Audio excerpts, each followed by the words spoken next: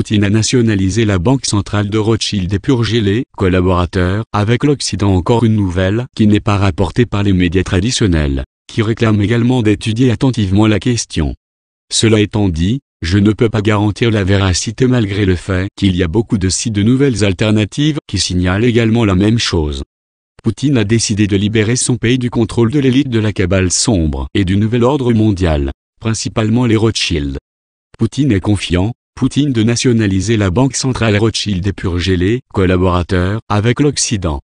La guerre jusqu'à une fermeture inévitable. Résumé, le président Poutine est sous forte pression de l'extérieur et de l'intérieur, des sanctions occidentales et un crash du prix du pétrole est prévisible. Malgré les efforts déployés par les Rothschild de contrôler la Banque centrale de Russie, CBR, et l'utilisation de plusieurs dizaines de milliards de devises de réserve, la valeur du rouble face au dollar a, par conséquent, diminué de 39% cette année. Poutine va bientôt nationaliser la Banque centrale de Russie et le rouble selon son confident Yevgeny Fyodorov, pour amasser des fonds pour ses projets armement. En vertu de la Constitution, la Banque centrale de Russie appartient à un État étranger, la ville de Londres, et prend les commandes de Londres et de Washington. Cette banque seulement peut imprimer de l'argent correspondant à sa trésorerie en devises, ce qui n'est pas suffisant aux fins de Poutine.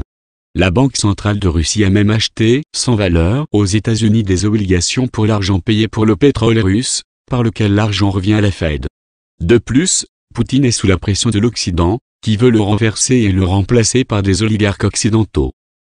Ainsi, l'ambassadeur américain à Moscou, Taft, dit-on, a dit très clairement, nous déplacerons Poutine de bureau et installerons notre peuple comme chef du gouvernement. Il a même mentionné la personne par son nom et nommé des ministres. Poutine doit donc maintenant avoir une armée forte pour empêcher la présentation de la Russie aux États-Unis.